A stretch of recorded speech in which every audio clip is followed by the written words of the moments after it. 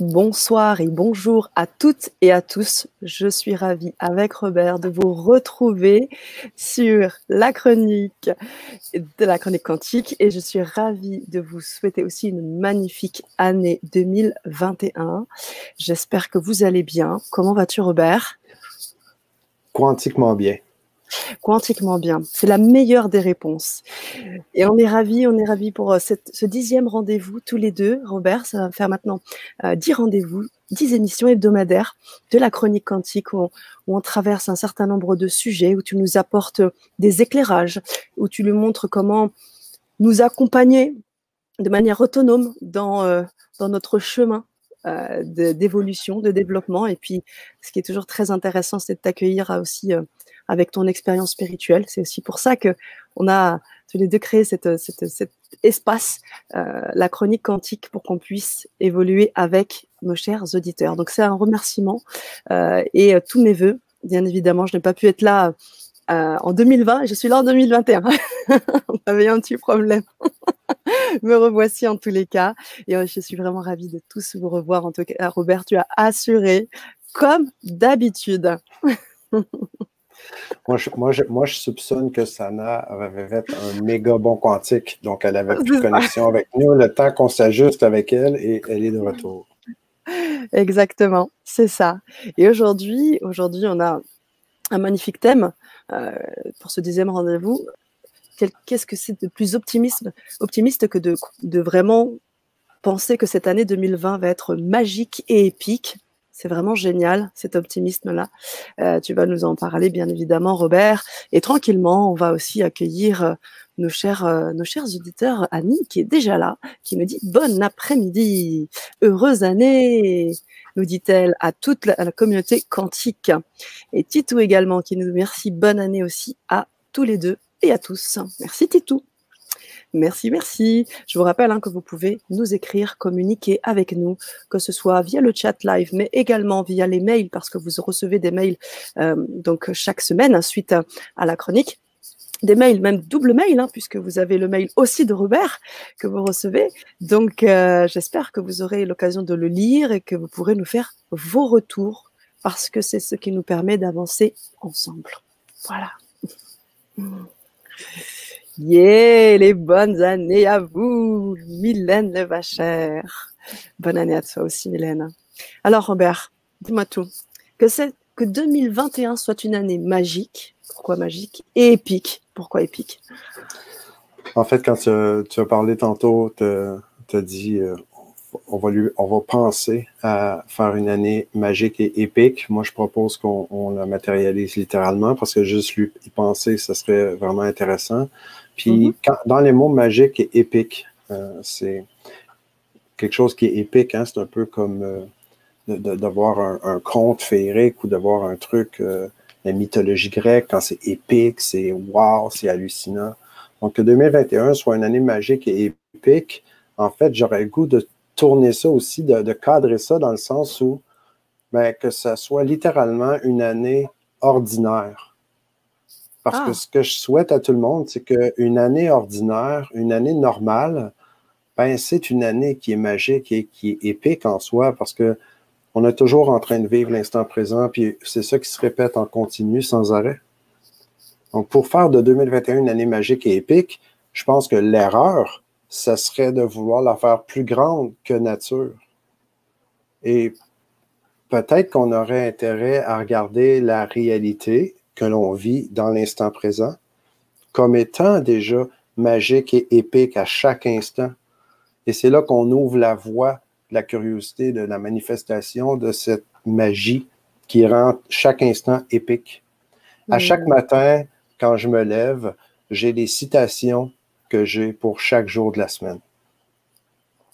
Et à chaque matin, ce que je lis, ça me ramène dans cette ouverture d'esprit-là.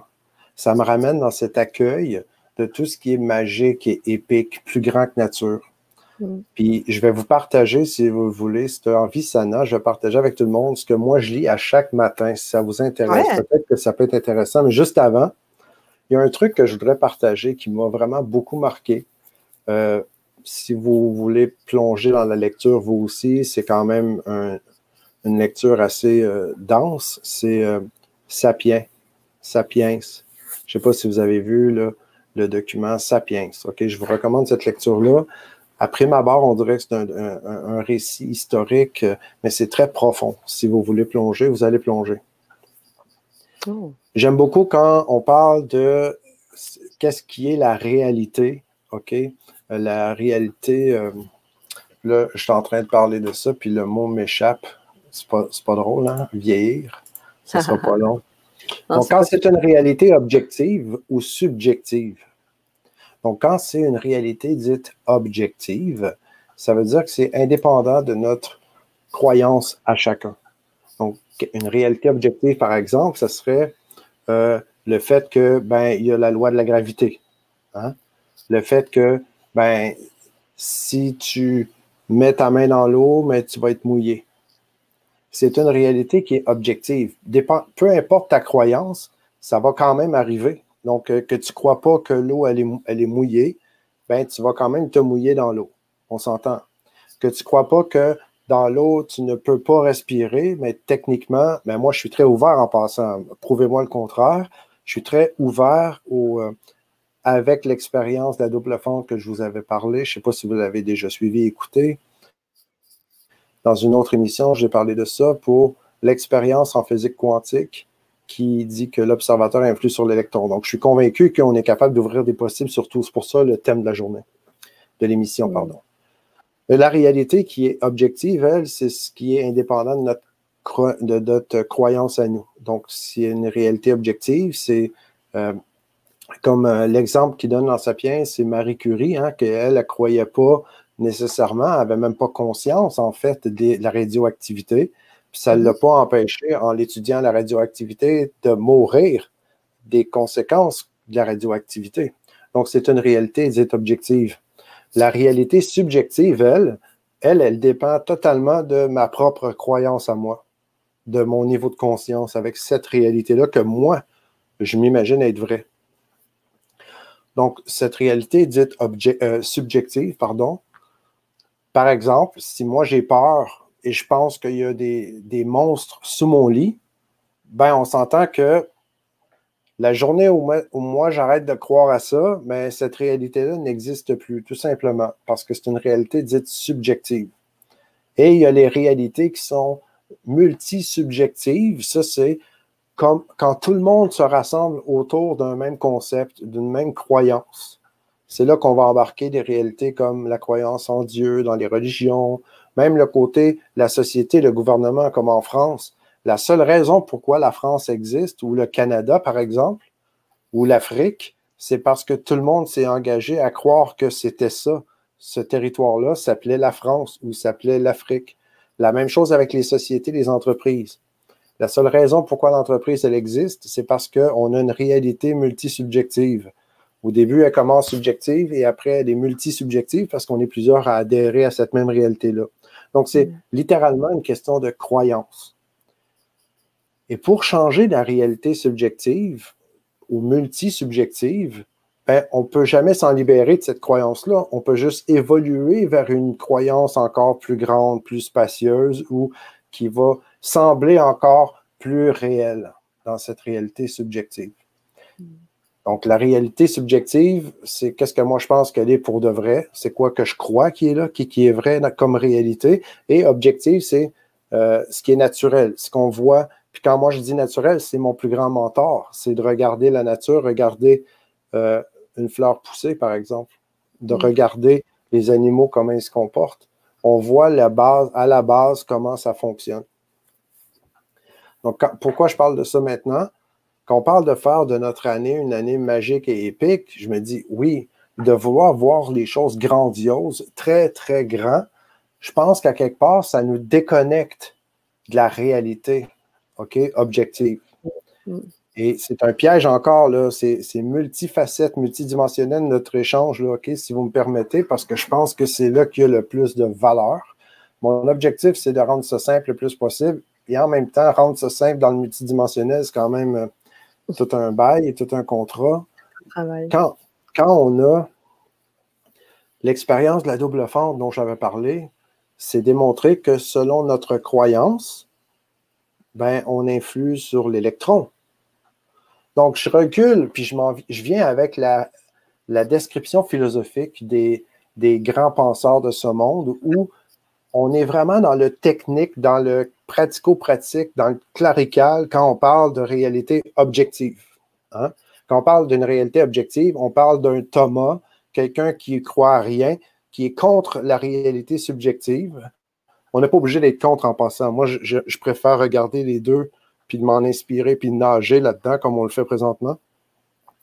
Mais si on dit que je crois seulement à la réalité objective, si je ne peux pas toucher à ça, mais ça n'existe pas. OK? On s'entend que si je ne peux pas le voir, je ne peux pas le toucher, je ne peux pas le répliquer, un peu comme une mentalité d'un scientifique. Je comprends que l'approche scientifique, il faut que ça soit réplicable, il faut arriver à des mêmes résultats, répéter la même chose, et c'est une belle façon de le voir. Je trouve ça génial. Et en même temps, avec une réalité subjective, si on enlevait tout le côté croyance puis le côté réalité subjective dans notre réalité, dans le monde dans lequel on vit, ben on serait des robots. Il n'y aurait absolument rien là-dedans pour s'amuser puis vivre la magie, justement. Donc, moi, d'un côté, je crois que la magie, elle est possible dans notre côté subjectif ensemble, et la magie prend sa force et sa manifestation va se faire dans un égrégore de groupe qui arrive avec la multi-croyance, qui est entremêlée. On croit et on danse dans les mêmes énergies ensemble. Et de l'autre côté, il y a la réalité dite objective qui est dans le pratico-pratique. Donc, tout ça, c'est parfait. Les deux existent en même temps. C'est pour ça que je vais changer d'étiquette et je vais mettre, on a un côté réalité tangible et il y a la réalité intangible. Ça, je préfère parce que ce que je ne vois pas, ça n'a rien à voir. L'œil ne voit pas juste la réalité. C'est pas vrai. L'œil ne voit pas toute la réalité. D'où la raison pour laquelle, comme réalité objective, Marie Curie, elle n'avait jamais vu les rayons. Elle ne voyait pas ce que ça faisait avant de l'expérimenter puis que ça se manifeste dans son corps. Donc là, si on revient à la thématique d'aujourd'hui, j'espère que vous me suivez, tout le monde. C'est rare qu'on parle d'un niveau philosophique comme ça. Oui, on est... Parce qu'en fait, on fait une thématique d'avance, moi et Sana, mais je ne prépare jamais rien d'avance pour vous avant d'arriver là dans l'énergie du moment. Non, mais c'est très platonicien ce que tu nous dis. Hein. Ça, c'est... Ça me rappelle totalement ce que Platon dit sur la réalité suprasensible, quand il dit qu'il y a une réalité tangible, une qui ne l'est pas. C'est vraiment quelque chose de très philosophique. Et à côté de ça, ce que je ressens, c'est tout ce que tu dis à travers la magie de l'instant, la magie du moment, la magie d'une réalité simple qui fait la magie. Puis j'ai l'impression qu'on peut ouvrir d'autres possibles quand on se permet d'amener un petit pas à la fois notre conscience en balance, en équilibre avec notre cognitif. C'est comme si notre esprit cognitif, OK, à l'époque, là, avant que l'Homo sapiens, là, il arrête de juste chasser et qu'il y a eu une révolution cognitive. Ceux qui ont fait la connexion du joueur avec la capsule éducative là, que je vous partage depuis le début des émissions, je parle du cognitif comme la clé USB. Donc, cette clé USB-là, j'ai l'impression qu'on ouvre vraiment des portes dans notre vie de possibilités quand on est capable d'amener le niveau de la logique avec. C'est-à-dire que si je fais juste croire et avoir la foi dans quelque chose de plus grand que nature, je ne suis pas certain que ça va se manifester dans ma réalité parce que j'ai comme une partie de moi qui est comme pas capable de comprendre la logique de cette croyance-là. Et je suis un fervent croyant de l'importance de rester uni, complet avec soi-même, de rester connecté avec le tout. Donc, on parle de spiritualité, on parle de la source. OK, est-ce que pour être complet spirituel, il faut être séparé de Dieu, séparé de la source, de l'univers, ou est-ce qu'on a intérêt de se voir comme étant un avec la source? Moi, je fais partie de ceux qui croient que on a grandement à gagner de faire équipe avec la source, de rester connecté, de faire un. C'est d'ailleurs la raison pour laquelle j'ai créé le protocole de connexion aux joueurs avec la capsule que je partageais. Et quand on regarde tout ça, oui, il y a une réalité objective. On est capable de voir, OK, ça c'est concret. Quand je cogne sur mon bureau, ben on entend du bruit, c'est du bois, OK, parfait. Que la tasse qui est là, si je mets du liquide dedans, mais elle va rester dedans, donc c'est génial. Et de l'autre côté, de voir que ben, j'ai la liberté de pouvoir croire en ce que je veux, comme je veux, quand je veux. D'un côté, si je pense que la réalité objective, c'est juste ça qui est important, ben, je rejette toute la magie que je porte déjà en moi pour se manifester. Si je crois juste à la magie, mais je rejette le côté objectif, j'ai l'impression que je rejette aussi la magie en moi, puis je fais que je vais juste la vivre dans ma tête, dans mon esprit, parce qu'il y a une partie logique en moi qui ne veut pas se rencontrer. C'est comme si les deux polarités ne sont pas en commun accord. C'est comme si je ne peux pas être complet dans mon côté créateur. Donc, en voyant ce que je partage, quand je vous ai partagé l'émission, la vidéo, quand je vous ai recommandé d'aller regarder l'expérience de la double fente en physique quantique, je vous ai dit que si vous étiez toujours sur votre chaise après l'écouter, si vous n'étiez pas tombé en bas de votre chaise, c'est que vous n'aviez pas compris. C'est juste pour expliquer que c'est prouvé maintenant dans la réalité. C'est comme si la réalité intangible, elle était concrètement confirmée qu'elle existait et qu'elle avait une influence sur la réalité concrète, tangible. C'est comme si ces deux réalités-là venaient de se marier et qu'on venait de voir concrètement que juste avec ma croyance, j'impose la molécule, donc la réalité, elle, qui est là, qui est objective, elle est le résultat à un certain niveau de ma croyance pour se conformer. Donc, je ne sais pas si vous me suivez, les amis. J'aimerais ça voir vos commentaires, à moins que vous êtes partis dans les limbes avec ce que je viens de partager. Je suis vraiment désolé, mais je trouve ça tellement riche, ce que je partage. Personnellement, je vibre comme ça quand je partage ces trucs-là. Je vis pleinement. Ça me passionne littéralement.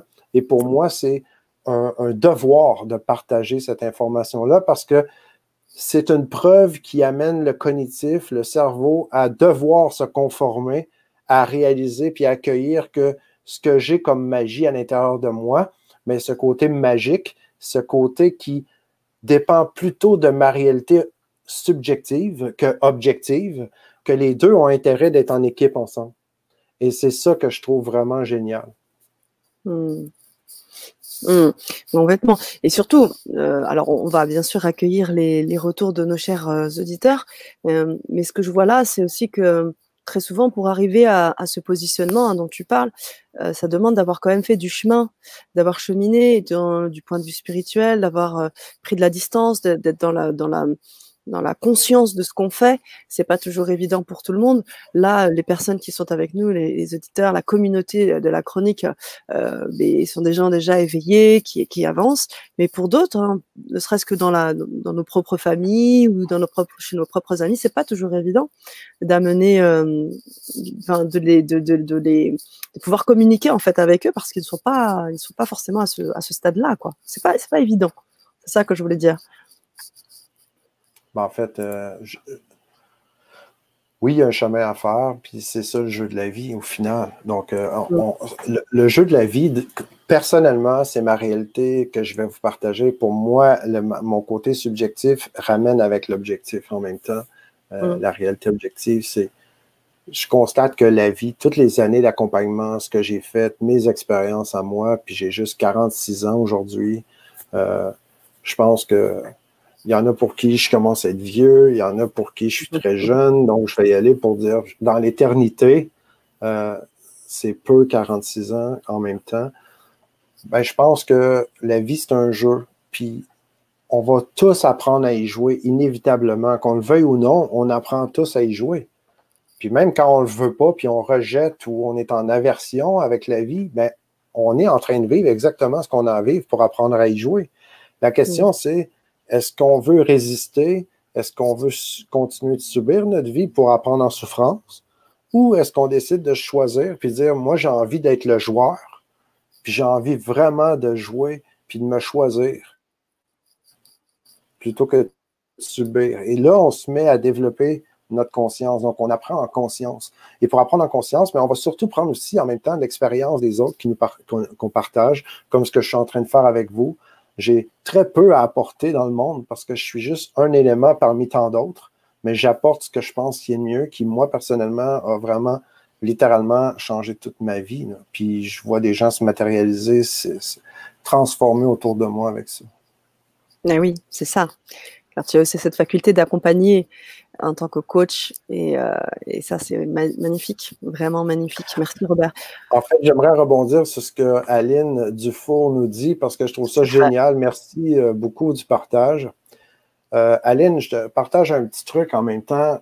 Oui, je suis coupable d'être aussi hypnothérapeute. Donc, à chaque fois que vous êtes en train de m'écouter comme ça, je dois avouer que j'ai tendance, OK, ça c'est comme une seconde nature au niveau à surcharger le cognitif, le mental.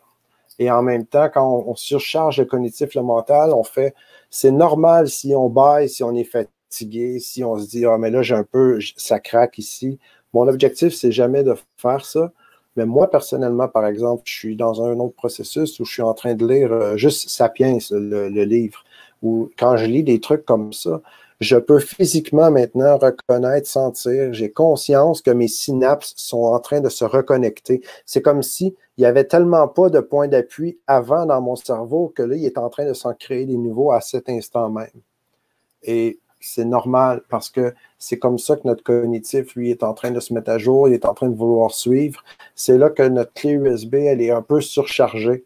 Et c'est là que je dirais à Aline Dufour, ben, je recommande totalement d'appliquer le protocole quand on se sent comme ça parce que c'est exactement, et c'est instantané, je vous garantis que la pression va faire bouf, vous allez tout de suite sentir que la clé est connectée au serveur qui est connecté au Wi-Fi. Et là, tout va se passer plus rapidement et beaucoup plus efficacement. Alors, j'en Je vais profite aller. pendant que tu le dis. C'est donc les 3 centres d'intelligence de l'être, c'est là où tu as proposé le protocole, c'est ça, Robert, hein? Oui, exact.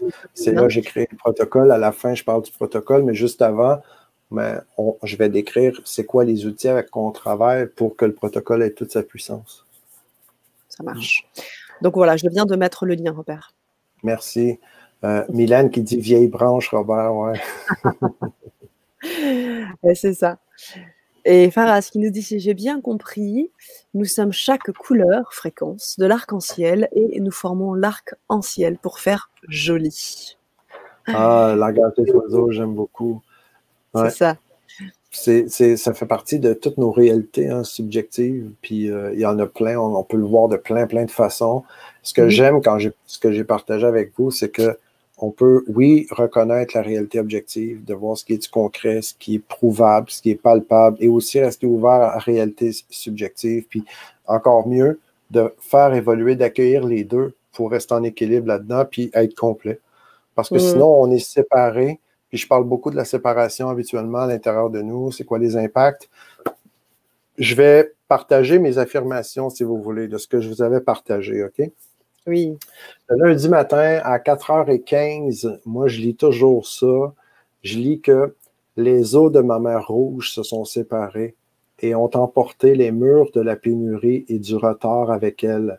Et par la grâce, je suis entré et bien ancré dans ma terre promise, là où je profite de mon abondance. Ça, c'est l'affirmation du lundi matin pour moi. Et ces affirmations-là, je vous rappelle ce que j'ai dit au début avec Sana, c'est une façon pour moi de rester ouvert avec le côté magique et pour faire ma journée épique, me rappeler que c'est magique et que c'est épique. Je m'en rappelle quand je lis ces affirmations-là à chaque fois. Le mardi, mon abondance vient de Dieu. Et quand je parle de Dieu en passant, je suis libre de religion. Je parle de ça parce que pour moi, ça représente l'univers, ou on peut le mettre comme on veut. Mais mon abondance vient de Dieu. Par l'effet de la grâce et de moyens parfaits, de magnifiques surprises se manifestent dans mes affaires. La 3e journée, mercredi, tout ce qui est mien, par droit divin, est à présent libéré et afflue vers moi de façon miraculeuse par l'effet de la grâce. En passant, l'effet de la grâce, c'est une façon d'expérimenter que de m'ouvrir à ça va se manifester de façon parfaite. C'est là qu'il y a de la magie pour moi. Dans l'effet de la grâce, c'est comme par magie, je laisse les trucs arriver et ça garde mon enfant intérieur curieux. Ça me garde ouvert à je suis curieux de voir aujourd'hui comment la grâce va se manifester dans ma vie. C'est pour ça que c'est ces mots-là qui sont utilisés. Jeudi, c'est maintenant le moment favorable. Aujourd'hui est un jour de chance inouïe. Donc, de se garder des affirmations avec cette ouverture-là, pour moi, c'est une façon de garder ma vie magique et épique. Il y a des trucs magiques et hallucinants qui se créent, qui arrivent dans la vie. Puis ça n'a rien à voir de juste avoir une phrase qu'on dit dans le vide. Je la commente après, je vous partage parce que pour moi, c'est une façon d'ouvrir les réalités, là. Puis c'est scientifiquement prouvé ce que je vous dis, puis c'est autre chose que des conneries, là. Donc ces affirmations-là, pour moi, j'ai le fondement et la conscience derrière qui me valide pourquoi je le dirais. Ça n'a rien à voir d'une foi dans le vide, comme j'avais déjà parlé dans une autre émission. Quand on a la foi dans le vide, puis on n'a pas de substance pour s'appuyer dessus, je pense qu'il y a une opportunité de densifier cette foi-là, disons. Le vendredi, maintenant, c'est « J'attends l'imprévisible. Le bien magnifique qui m'est destiné se réalise maintenant. » Et le samedi, « J'évite de disperser mes énergies et ne parle jamais de mes affaires en famille. Le silence est d'or. » Et le dimanche, « Dieu se repose. » Voilà, ça c'est mes affirmations de la semaine, comme je vous ai parlé un peu plus tôt. C'est génial. Là, pour terminer, j'espère que ça amène de la valeur, ça peut vous inspirer. Oui, il y en a qui aimeraient les avoir à l'écrit, qui nous demandent, vous pouvez mettre ces affirmations par écrit SVP. Ah là là. Ouais. En fait, je vais le faire maintenant, si tu veux, Sana, dans les posts. Mais Tac.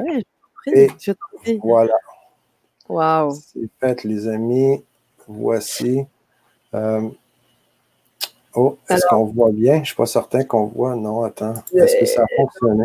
Il faut, ouais, d'un seul coup, il faut falloir que tu mettes petit bout par petit bout. Peut-être lundi, mardi, un peu différemment. OK, mais je vais le faire. OK, promis. Je vais faire ça. Bien. On va voir. Parce que là, on voit un truc qui a comme pas de sens. Justement, j'ai une question. Robert, pourquoi tu mets ces affirmations sur ces jours précis? Est-ce qu'il y a des symboliques ou est-ce que c'est en fonction de ton inspiration? Comment ça s'est passé en fait? C'est 99% intuition, 1% de 1% c'est jouer le jeu. Puis en même temps, mais ça fait vraiment du sens pour moi parce que quand je regarde celle du samedi qui dit de jamais parler de mes affaires en famille, c'est pas vrai que je respecte toujours ça. Par contre, par expérience, j'ai vu souvent que quand je parlais de mes trucs avant de les faire, les paroles s'envolent. Donc, ça revient avec ça, à dire les paroles s'envolent. Puis en même temps, pour moi, la grande valeur du samedi, c'est que je souhaite développer encore plus de relations familiales, de revenir à mon essence avec ceux que j'aime beaucoup autour, puis que je mets peu de temps avec la famille, parce que je suis tellement passionné de ce que je fais dans la vie, d'aider les gens, que je ne fais que ça, on dirait, de juste... c'est drôle, hein? Là, on voit dimanche, Dieu se repose, dimanche, Dieu se repose, dimanche, Dieu se repose. Écoute, on termine, il est rendu, il reste très peu de temps. Tout à fait. Je vais aller rapide avec notre sur le support du participant. Absolument. Donc, vous avez reçu par courriel, j'espère, votre support du participant. Sinon, oui, je vous invite à vous inscrire pour qu'on puisse communiquer, envoyer des trucs comme ça pour vous. Là, je vais aller un peu dans un cadre différent. Je vais mettre ça dans le pratico-pratique, qu'est-ce qu'on vient de parler. Je vous invite, comme à chaque fois, à laisser décanter ce qui va se manifester en vous avec ce que je viens de partager. C'est mon petit côté hypnothérapeute qui aime beaucoup donner du love. Que 2021 soit une année magique et épique dans le support du participant. Est-ce qu'on peut le partager à l'écran, Sana? Oui, bien sûr. Je ne sais pas une seconde. Je vais voir comment je peux encore. Je peux le mettre. Screen. Tu l'as, toi? Oui, je l'ai. Je viens de faire partager. Je te laisse jouer avec les écrans. Okay. Ça marche. D'accord. Est-ce qu'on peut le voir plus grand, tu penses? Oui, on peut. Hop, clac. Mais là, on ne se voit plus, par contre. Nous, on ne se voit juste pour comme ça va être mieux. OK, d'accord. On voit ici que 2021 soit une année magique et épique. Donc, à quoi... là, on appelle ça faire un pont vers le futur. Donc, à quoi ressemble une année 2021 magique et épique pour vous? Puis, c'est là que j'aurais aimé ça, avoir plus de temps, parce que j'aime beaucoup faire de la visualisation somatique. Ça, c'est un principe que j'ai développé. Pour moi, c'est important. Quand je dis somatique, c'est qu'on le ressent, on le vit dans nos cellules. Donc, une visualisation somatique, pour moi, c'est pas une visualisation cognitive qui est avec le cerveau, qui s'imagine des trucs, c'est plus d'être connecté avec le fameux protocole de connexion aux joueurs que je vous parle toujours. On se connecte, on fait un tout avec soi-même et on laisse révéler à nous la vision. C'est vraiment différent. C'est plutôt que d'imaginer avec ma tête, OK, la vision, ben, je me connecte avec mon cœur, mon corps, avec le Wi-Fi et je laisse cette vision-là s'élever en moi. C'est vraiment pas la même chose. Je vous le recommande. Si vous avez des questions là-dessus, même s'il faut, Sana, on pourra faire une émission juste là-dessus, mais c'est extrêmement puissant. Donc, à quoi ressemble une année 2021 magique et épique pour vous? Je vous invite à vous connecter, à laisser se révéler à quoi ressemble cette année magique et épique pour vous. Comme si vous laissez votre être vous révéler qu'est-ce qu'il y a comme cadeau pour vous en vous laissant ouverte avec la magie pour le côté épique qui se manifeste pour vous. C'est dans ce sens-là que c'est mis là. Ensuite, qu'allez-vous dire le 31 décembre 2021 de votre année? Donc, ça, c'est le pont vers le futur. Je vous invite à vous projeter au 31 décembre 2021. Vous êtes à 3 minutes de minuit pour fêter la nouvelle année. Et là, vous êtes en train, vous allez porter un toast, mais juste avant, vous êtes en train de dire quoi de votre année qui vient de passer. Donc, ça, c'est le pont vers le futur. Comment vous avez trouvé votre année? Et qu'allez-vous faire maintenant, dès maintenant, là, pour vivre cette année magique et épique concrètement? Voilà, les amis, avec quoi je termine. Merci beaucoup, Robert, pour ces questions. J'aimerais vraiment, hein, on vous invite à le faire, à nous faire vos retours, vos réponses. Certaines personnes nous renvoient déjà leurs réponses. Bien évidemment, vous pouvez les garder pour vous, mais c'est toujours intéressant de partager ensemble. Robert, encore merci pour tout ce travail, pour tout ce partage. Je vous rappelle que c'est tous les mardis, que c'est à 19h avec Robert Parent, la chronique quantique. Et on aimerait partager, continuer avec vous. Donc, faites-nous vos retours. Le chat est là aussi pour ça. Robert, on est aussi vigilant sur les petits messages en replay. Vous savez que cette chronique est donc visible en replay. Je vous encourage, je vous invite également aussi à partager si vous pensez que cette vidéo peut être inspirante pour d'autres personnes. Partagez-la. Et je vous rappelle également que Robert, vous pouvez aussi le retrouver sur Facebook parce qu'il est également sur Facebook grâce à sa chaîne qui s'appelle R Parent Coach. Voilà pour moi. Merci, Sana. C'était très, très cool. Très heureux de commencer l'année avec vous, le 5 janvier. La semaine prochaine, le 12 janvier, à Sana, c'est la 11e émission. Donc, ça va être vraiment très cool. Et la thématique de la semaine prochaine, c'est s'unir avec notre inconscient pour faire un. Une thématique que j'aime beaucoup puis qui est avec ça recoupe important. Ça recoupe un peu à ce que tu disais aujourd'hui, hein, sur en fait, tout ce que je vais dire j'ai l'impression que tout ce que je vais dire pour le restant de mes jours, ça va être la même chose que je répète des angles différents. Bah, l'essentiel, c'est que le message passe et des fois, il passe pas avec toutes les personnes et parfois pas tout de suite avec les mêmes mots. Donc, vaut mieux répéter pour que ça rentre pour tout le monde, en fait. Mais en fait, c'est quand on fait un avec soi, quand on applique le protocole, quand on est aligné avec l'essence véritable, c'est là que la magie s'opère. Puis c'est vraiment incomparable. On ne peut pas imaginer avec le cerveau comment notre vie peut être autrement que de faire équipe avec soi-même puis d'élever notre jeu pour vraiment la vivre, hein, ce que j'appelle cette vie qu'on est censé vivre, qui est comme notre ADN, elle est déjà codée dans nos cellules, mais il y a une façon de la laisser se libérer. C'est pas en faisant tout et n'importe quoi. On peut y aller par coup de chance, mais il y a des façons de le faire et c'est ce que je m'applique le mieux que je peux partager avec vous tout le monde. Tu le fais très bien, Robert. Et on va partager avec toi, si tu veux bien, avec tous les auditeurs, et bien les vœux aussi de Anne-Marie qui sont magnifiques. Pour ma part, je souhaite la paix dans le monde, que l'année 2021 soit amour, joie, paix et santé, bonheur. C'est pas magnifique.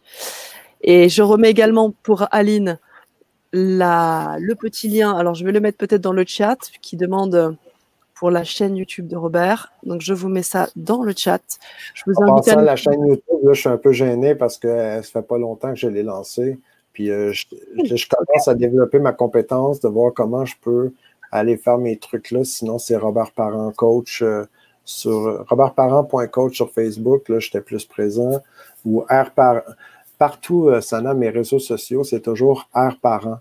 RPARENT sur Facebook, sur YouTube, sur Instagram aussi, c'est la même chose. Donc, ça va me faire plaisir de vous retrouver un peu partout sur les réseaux, vraiment, vraiment.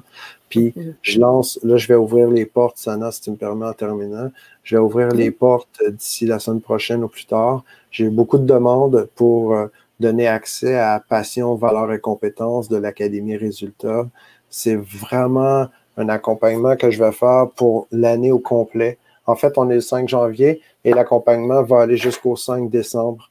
Pour l'alignement personnel, ça va durer 4 mois. Pendant 16 semaines, je vais donner plus de 21 heures d'accompagnement en personnel, en groupe. On va faire ça en live.